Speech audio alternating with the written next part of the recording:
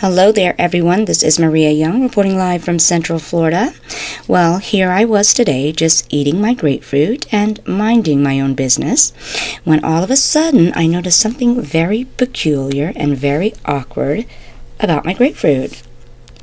As you can see, there is something definitely protruding out of the slices. And of course, being the nosy person that I am, I had to find out exactly what was going on. So let me go ahead and show you. I'm going to tear into this slice here. Come on, come on. Come on. Okay, so here's the slice, and I'm just going to rip it open and take whatever it is out. Now, as you can see, it is actually the seed of the grapefruit. And what was protruding out, and never mind my nails, I do know that they have to be redone. Don't judge me, folks. Anyway, so what was inside of that grapefruit was its seed. And I want to go ahead and show you.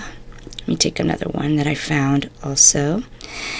I want to show you exactly what is inside of this hardened casing. Come on, come on. Don't be shy.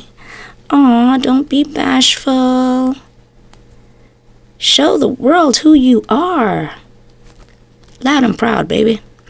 Anyway, so outside of that hardened casing, you'll actually see where it would have been the sprout and the actual leaf.